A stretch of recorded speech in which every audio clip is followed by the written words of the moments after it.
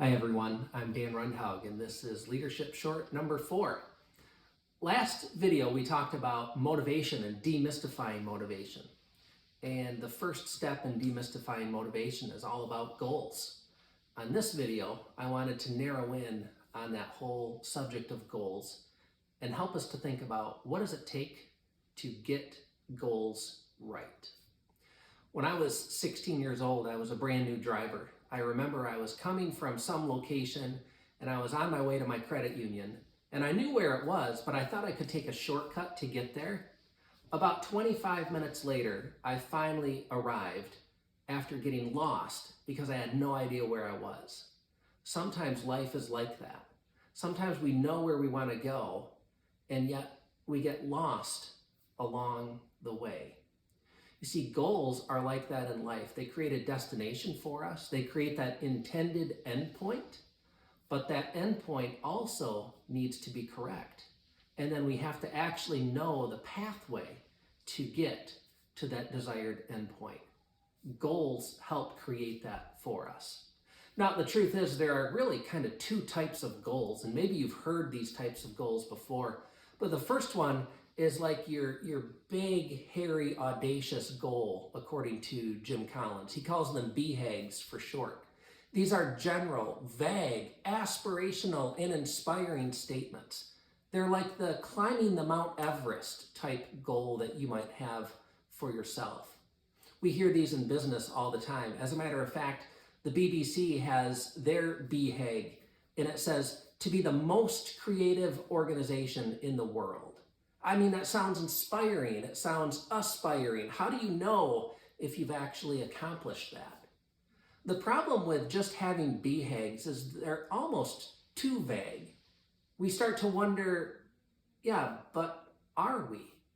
Think about the types of goals that maybe we hear in life.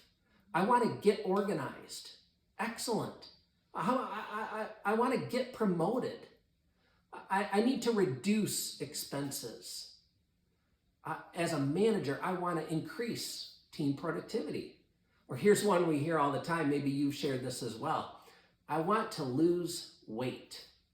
Oh man, I want to lose weight. Now, the truth is, the scale in my bathroom measures weight in tenth of a pound. And so if I say I want to lose weight, and one day I walk in and I'm 0.2 of a pound lighter than I was the day before, all right, I've accomplished my goal, right? Probably not. Probably not. And the reason we would know that is because we really need to identify different types of goals than just the BHAGs, than the big, hairy, audacious goals. We need to create goals that are not so vague. We need to create goals that are smart. And today I wanted to talk to you about getting goals right by following SMART goals. SMART is just an acronym, and the S stands for specific. Can you nail down the details of what you are trying to do? Can you identify a number? Can you identify something specific that you're pursuing in the midst of your goal? The M stands for measurable. Do you know where you're starting, and can you identify that endpoint? And can you track measurements in between? A stands for achievable. Can you actually do it? The truth is, if your goal can't be done, you'll live a defeated life, and that doesn't help. The R stands for realistically high. On the flip side, if you can just roll over and accomplish your goal, it's probably not high enough. I kind of chuckle once in a while if you're sitting on the couch and your Apple Watch dings because you've achieved one of your exercise rings for the day. Chances are your goal isn't quite high enough. The final letter in SMART goals is T, and that stands for time bound. When will you actually accomplish the goal that you've set? So instead of thinking about yourself, I'll lose weight, maybe you need to create something that's a little more smart.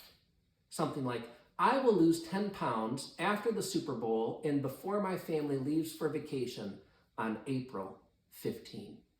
Make goals like that. Now you've got a destination. and a clear roadmap to get there.